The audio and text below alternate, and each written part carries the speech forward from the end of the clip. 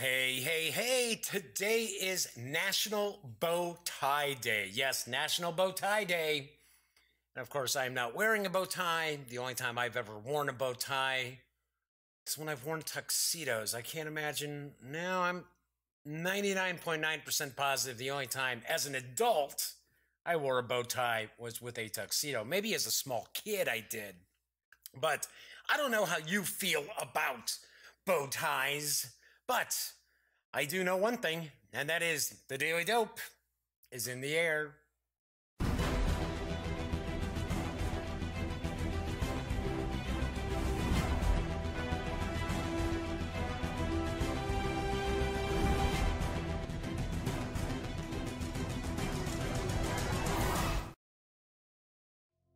Howdy, howdy, howdy, gang. Yes, I'm Jeff McAleer. I'm back once again as your host here at the Daily Dope, presented by thegaminggang.com, of which I happen to be the Grand Poobah. So, welcome aboard. Today is Tuesday, August 28th, and I've got a good-sized show ahead of us. We should be having some fun, but I should point out, outside of it being National Bow Tie Day, today would also mark the 101st birthday of the one of my favorite artists, at least one of my favorite golden age artists of all time, Jack King Kirby. That's right, co-creator of Captain America and the Fantastic Four and some of the X-Men, and of course Jack did a lot of work with DC as well. So tough guy too. Wasn't a pushover. Wasn't a wilting flower by any stretch of the imagination. So a big happy birthday to Jack Kirby. All right. So if you were watching yesterday, I did mention that I was going to the doctor today. So I wasn't sure what time I'd have a show. So amazingly enough, my appointment was pretty much right on time. And wasn't in the doctor's office all that long, so did do an A1C test, and that came back looking really good. So I was pretty excited about that. I do have a battery of tests that I have to go take tomorrow for my cardiologist. So yeah, it's really early in the morning, but I don't know how many tests I have to go do. So, hopefully the show will be on at its usual time, like thankfully it is today. I do have to point out though, I'm pretty beat. I'm kind of dragging tail today, and it's I'm feeling fine. It's not like health related in that, but I just don't happen to sleep very well when I have to go to the doctor the next day. I don't know what it is. It just you're up all night going, I wonder, oh, okay, So, dragging a little tail today. So I apologize if I'm not as punchy, and I'm not all that crazy in the first place, but I am feeling a little kind of, I don't want to say lethargic, just kind of mellowed right now. So anyway, if this is your first time joining, this is a very casual show. Just kick back, talking about games. Chat is available. It's through YouTube. It is not on screen. I do not know why. Looks like the video's kind of like hopping a little bit. That is very, very strange. I have not seen that before. So hopefully that stops doing that. Don't know what might be the cause of that. But anyway, chat is available. It's through YouTube. It's not on screen. It's one of the ways that I kind of keep some of the stranger commenters at bay. But if you want to say hello, you have a question, or I am going to be unboxing and taking a first look at Legends of Andor in a few minutes. If you want to see something a little closer up with that, feel free. Ask and I will respond. Just type something out. I do keep an eye on the chat and I will respond. So let's get on to the news today. I've got 4 news pieces. And to start off, Z-Man Games is celebrating 10 years of Stone Age. And I've got the dope on Stone Age Anniversary. Well. Anyway, at the dawn of civilization, our early ancestors faced a constant battle for survival. Over time, they discovered new tools and techniques to improve their lives and the lives of their descendants. For 10 years, fans of Stone Age have taken on the role of a human in this bygone era. Beginning with archaic tools, workers have been carefully sent out to collect wood, stone, and gold to attain higher levels of knowledge, build sturdier structures, and create a solid foundation of human civilization. Working under the bright, warm sun of summer, the tribe has grown and thrived. Now the winter wind has blown in and the biting cold spreads. A dusting of crisp, white snow covers the ground. The kids marvel at the snow, sliding on the slick surface and throwing snowballs at each other. Winter is not all fun and games, though. Wild animals stalk the edge of the camp, waiting for their opportunity. The snow continues to fall and temperatures continue to drop. The tribe must quickly work to gather resources, insulating buildings for warmth and storing food to avoid starvation in order to survive the long winter. Stone Age Anniversary Edition celebrates 10 years of this beloved worker placement game. This limited edition features a beautiful double-sided board, upgraded components, and new options for playing in the bitter cold of winter. The game is for 2 to 4 players, ages 10 and up, plays in about 60 to 90 minutes, and it will carry an MSRP of $79.95 when it releases in Q4. So this anniversary edition, from what I understand, it is going to contain, and I might be wrong, but I do believe it will contain the core game of Stone Age. So that's one side of the board. And then the other side of the board is the winter kind of expansion to it, or winter options for it. Speaking of winter, the holidays are going to be here before you know it. And this season, Wizards of the Coast is introducing a cool new way to get a group of friends involved in Magic. And I've got the dope. With everything your friends will need to play Magic in a single box, there is the updated Magic Classic Gift Pack, which is always a great stocking stuffer, as well as a new Magic 5-player box.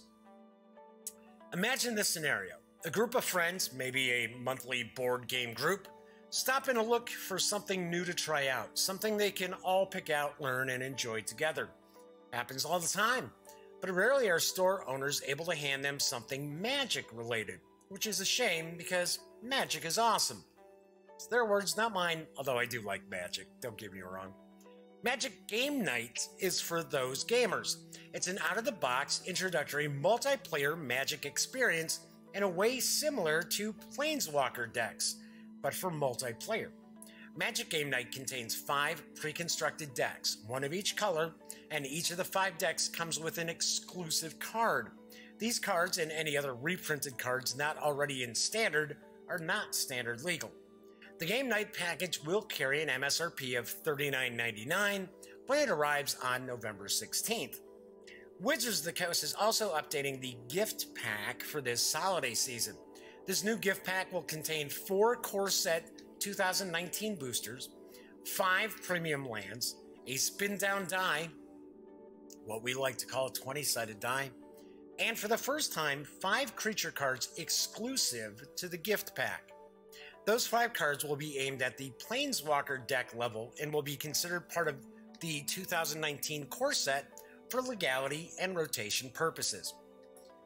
And I'm actually showing off some of those exclusive cards, and there's some foil lands included as well. This gift pack will carry an MSRP of $19.99 when it also hits retailers on November 16th. So that's pretty cool. Nice new 5-player box for Magic, so kind of get a kick out of that. Now, as far as the gift box, I don't know.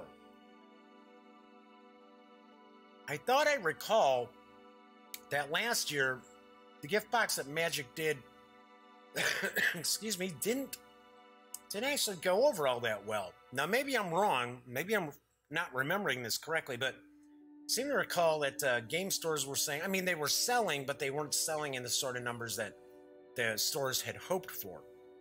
So, regardless, you got a new way to introduce you and 4 friends to Magic the Gathering, and also releasing on November 16th will be the gift box for lots of gift giving.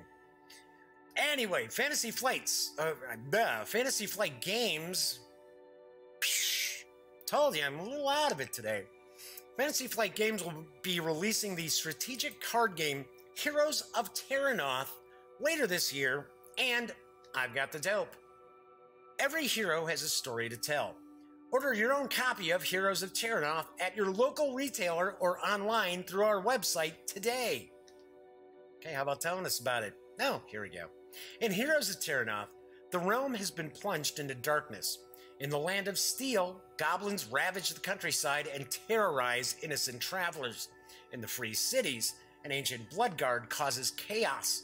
In the 13th Barony, the undead forces of Wakar the Undying rise again. The realm needs heroes, and now is your chance to become the champion that Terranoth needs. Not the one it deserves, the one it needs. But the question remains, what kind of hero will you be? Are you a warrior, ready to meet deadly enemies head-to-head? Or are you more of a mage, mastering the arcane and using magic to take out your opponents from a safe distance? Is your true calling that of a healer, aiding your allies as they return from battle bruised and bloody?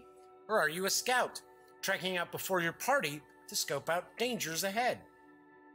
There are few in Terranoth brave enough to stand against the coming terrors, but you know that the fewer the warriors, the greater the honor.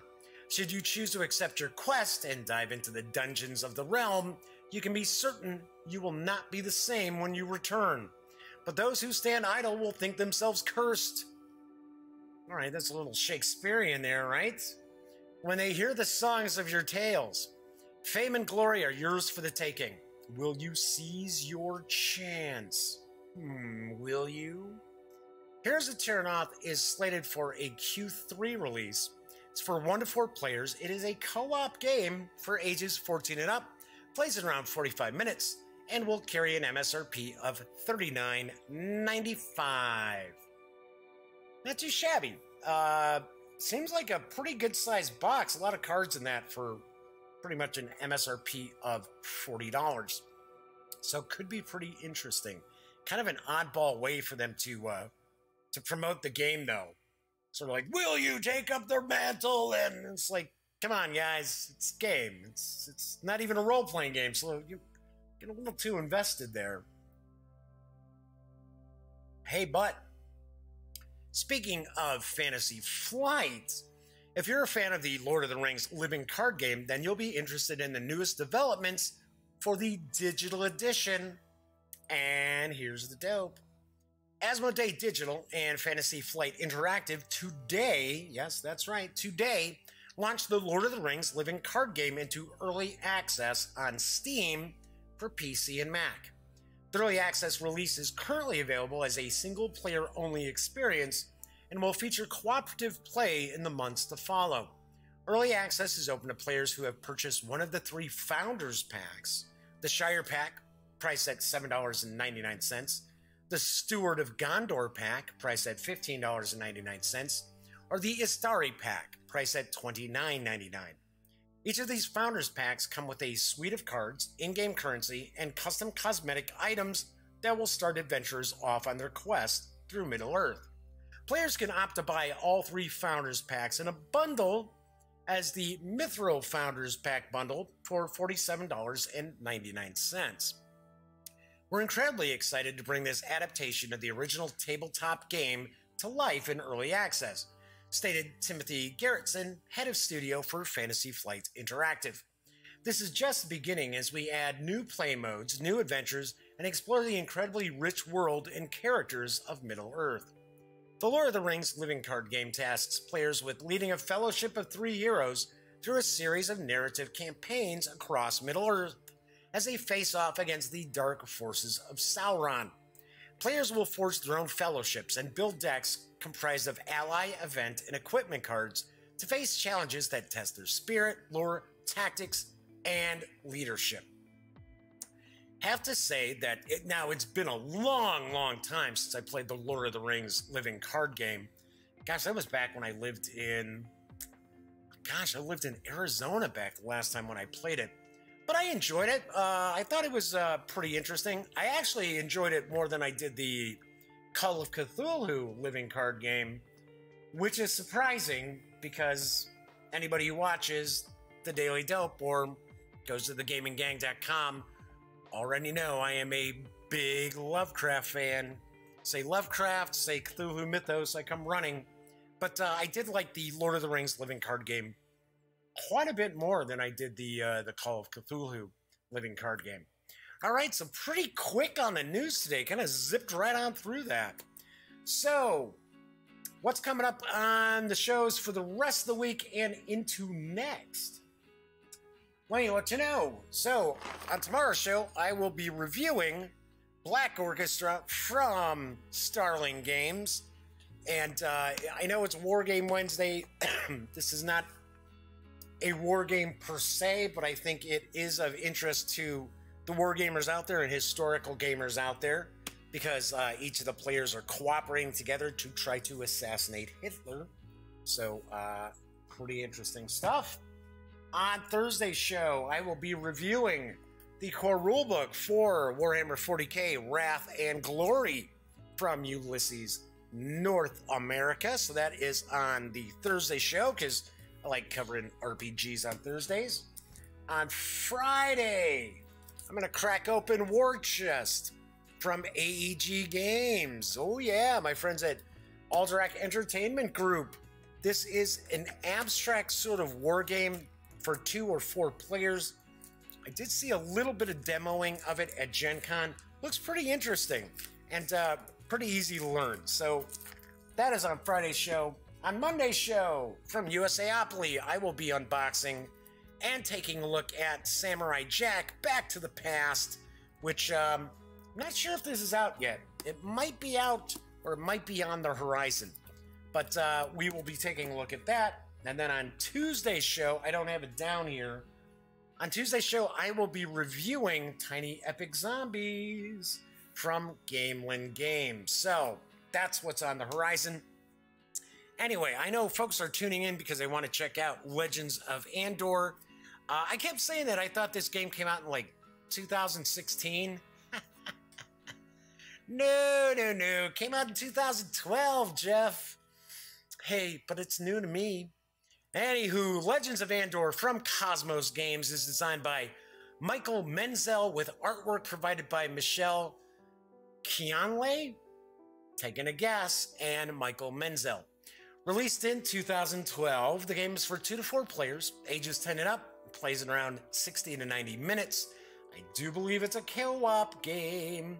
And Legends of Andor carries an MSRP of $59.95. All right, so let's move on over to the other camera. Let's get this all set up here. Okay, so I guess I better put on my reading specs just in case. So it's band together, forge the fantasy, live the legend.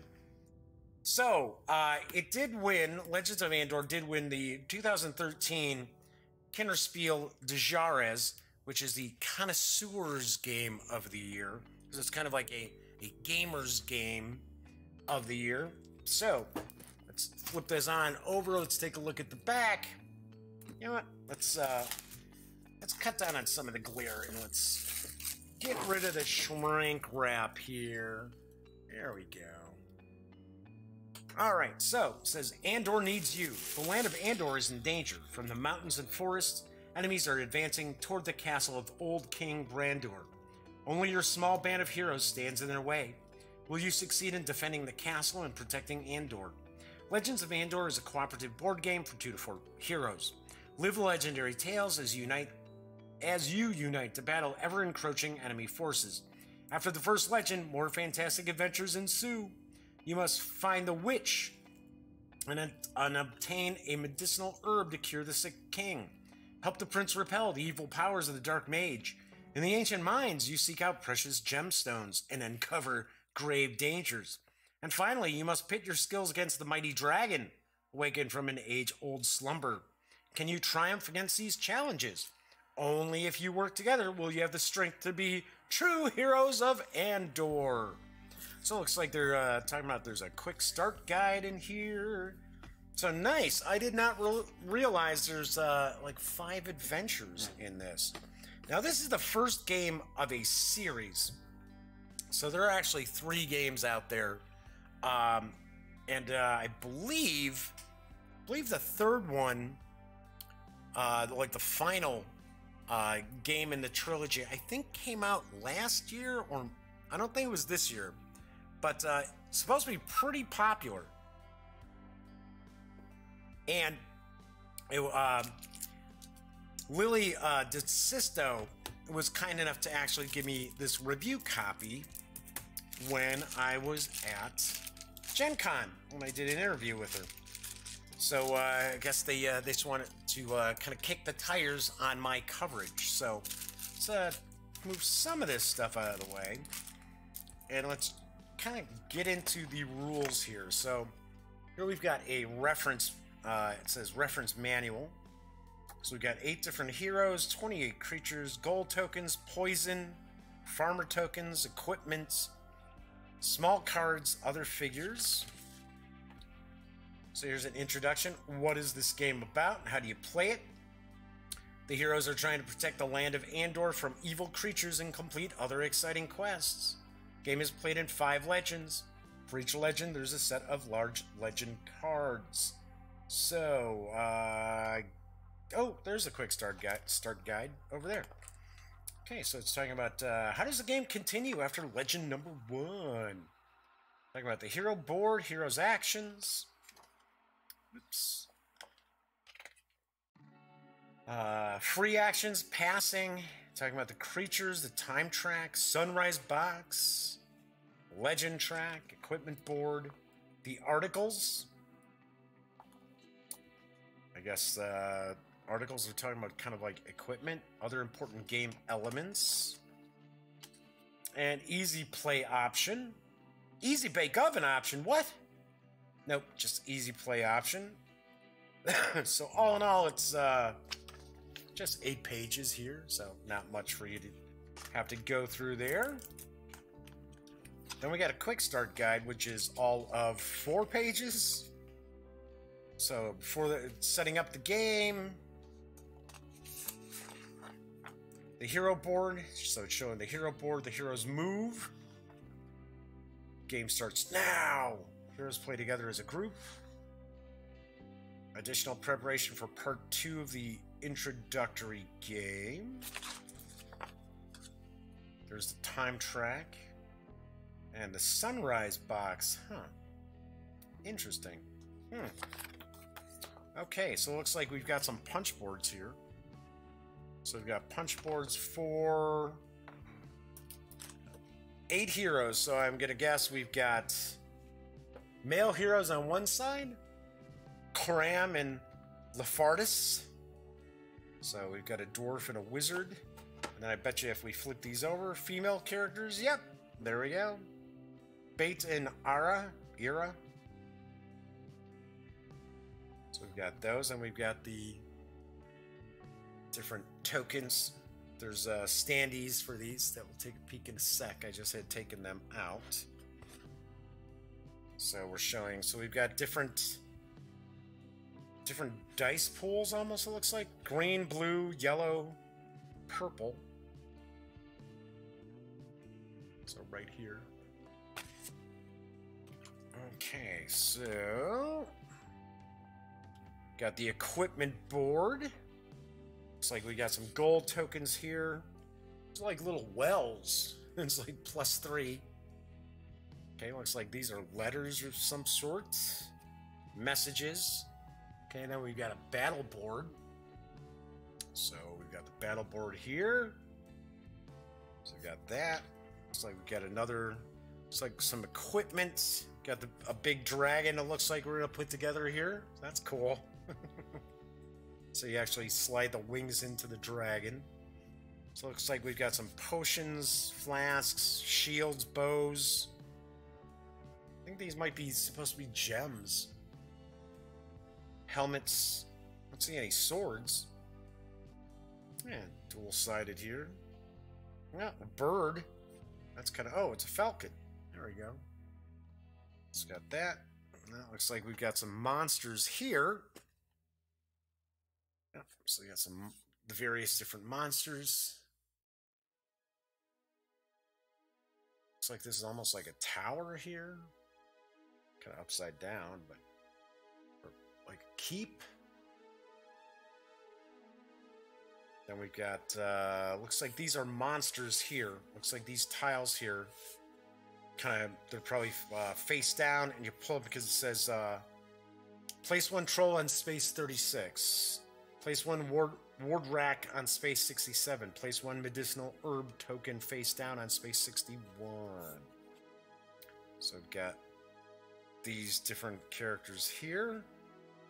These look like these might be NPCs though, because got cavalry, we got some dwarves there. Looks like we've got a wizard of some sort. So I think they may help us out, help the characters out. All right, so what we got here? We got some more monsters.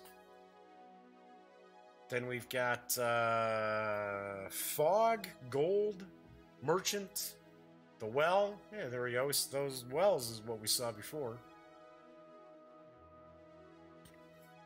Then dual-sided once again. These almost look like, well, I don't want to say kobolds, because they look too, almost like gnolls, maybe? And looks like we've got a board here. Looks like a good-sized board, too. Holy cow, it's a good-sized board. Yeah, we're certainly not going to be able to share, whoops. Certainly not going to be able to see the entire board. I'll tell you that right now. So... yeah, because, oops, as I knock stuff over, I have stuff stacked all over the place. So, well, that's, okay, so that's the length of this. So this is the bottom of the board. So if I kind of lift that up, so we've got this area here. We've got some tracking info here. Looks like this is like the mine. So I seem to recall they were talking about going into a mine. So we got that. So let's take a look at the top portion of the board. Oh, and it's dual-sided too. So, yeah. So this is like the kingdom. This is almost like a kingdom map. Or kingdom board. And then on the back here, this is almost like an underworld or something. Excuse me. So yeah, we've got kind of a forest. We got mountains. And then we've got almost like maybe this is the mine they're talking about. Maybe it's like a dwarf mine. Wow, that's really nice. That's very cool. Very interesting. Very interesting. And obviously this is Euro game, so it's going to have some kind of Euro-y mechanics to it. Alright, so we've got the good-sized game board. We've got all the various different punch boards. It's got all of that. You've got the quick start guide and the reference manual. Boy, this must be really pretty easy to play. Now, I do see that there's a deck of cards here. It's like, shows a start card here, and then there's like a checklist here. It says, carry out the beginning of each legend, except Legend 1. So before we jump into the cards, here are all the standees. So we got a bunch of standees for the heroes as well as the monsters. We've got some wooden discs and wooden cubes. I'm taking a stab that you're going to actually use these to track things on your character board. So that's going to be my guess. And each corresponding color. So we've got 5 different colors in here, right? Green. Yep. Yeah, 5. So it's for up to... is it up to 5 players? No, it's up 2 to 4 players. So maybe you're tracking something else. Alright, now we got a bunch of 6-sided dice, and as we had noticed before, the various different characters have different, kind of almost like dice pools that they're going to utilize for different things. And then, are these like averaging dice? Let's take a look. 6 to 12. Yeah, these are kind of look like kind of averaging dice. So we've got 1, 2 sides with 6, 1 side with 8, 2 sides with 10, and 1 side with a 12. These are all identical. Yep, and these are wooden dice. There's wooden dice there.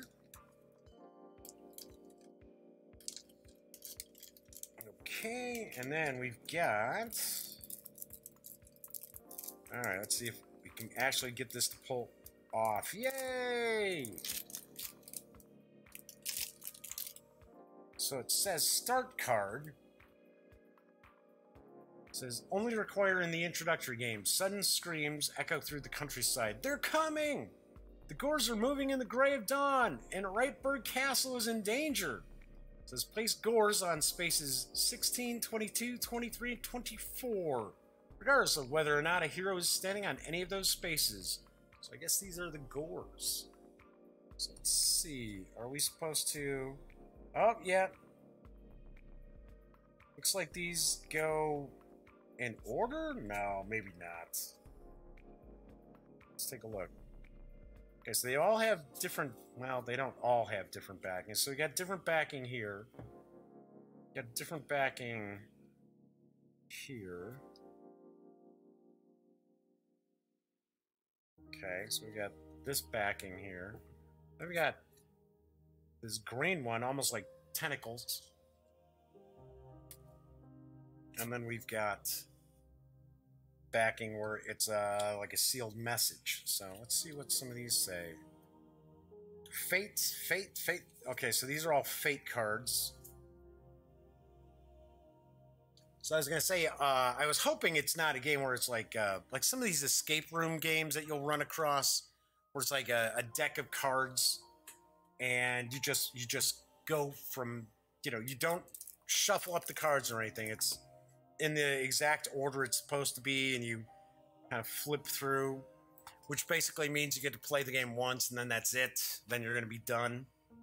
So, I mean, that's fine. I mean, if the games are inexpensive enough, but I've seen some of these, like, you know, escape games are like 25, 30 bucks. And really, it's like you're going to play it the one time? Yeah, that's a little pricey in my book. So, those were fate cards. These are... Looks like this has a start card. What about this? No, I don't see any start cards for this. So I guess these are almost like events, like random events. So it looks like this is kind of the start to the introductory game, kind of like the quick start game. So that's why we've got the start card there. Okay, so we've got that. Then we've got these big, these are even like bigger than tarot size. Let's see what these cards are. It says carry out at the beginning of each legend except legend 1. Oh, okay, so it's sort of like learn as you go. Okay, because it says each player chooses a hero board with a corresponding hero figure. Gets 2 wooden discs, 1 wooden cube, and the dice in that hero's color. There we go. It says each player places one of his discs in the sunrise box. Okay, so this is that. So we've got Legend 5, the Battle of... It says the Dragon Battle. It's got different stuff here. And then we got like blue cards and different letters and stuff. And it has different tasks. So, I don't know. That's kind of weird. I don't think you would shuffle these up, but I don't know. Well, like we've got the old guard tower here. And then we've got the old guard tower where it's kind of green. Almost like it's... Is it supposed to be like overgrown? Huh. Wow. This looks pretty unusual, but of course I will be learning how to play it because I plan on having a review of this in the very near future. So we also have Legend 4. Then we got Legend 3. So just as an example here, it's sort of like Stolen Secret. So it gives you some flavor text, and then it says, here's your task. Then it's talking about how many strength points you probably need to be able to overcome this task. Strength points, willpower points, dice, special rule, highest number. Yeah, that's kind of wild. So we've got some of the green again. The rune stones. So this is Legend 2.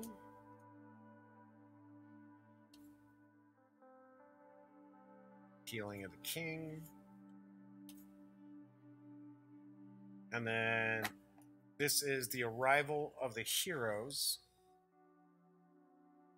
The introductory game. End of Battle. Fighting Together. N, H2, H1, F. Yeah, I honestly have no idea what these letters represent. Unless you start off like A1 and then go from there.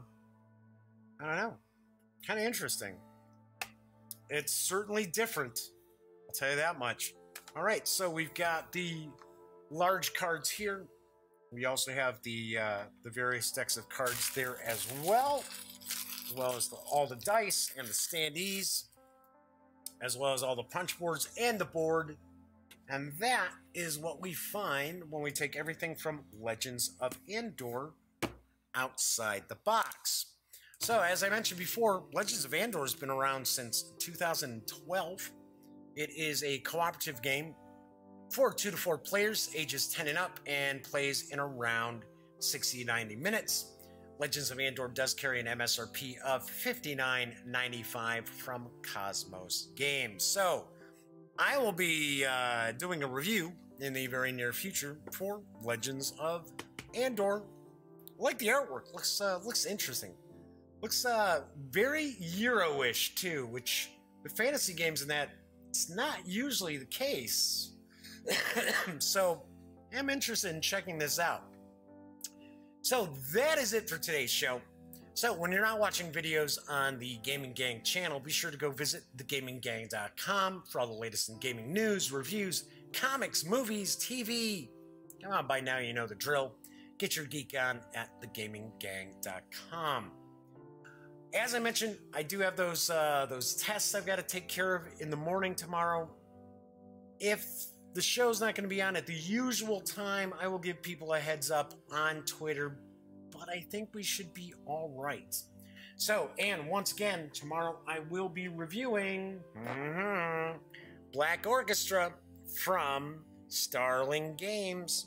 So, enjoy the rest of your Tuesday. I will be back tomorrow. And as always, thank you very much for watching.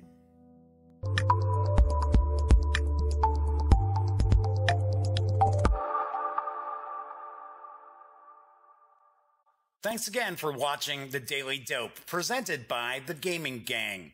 If you like this episode, be sure to give it a quick thumbs up. And if you dig the channel, please subscribe. If you'd like to check out our previous episode, click right here.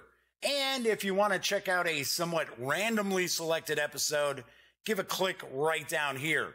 It'll be like opening a box of Cracker Jacks. You just don't know what you'll get. Once again, thanks for watching, and I'm Jeff McAleer.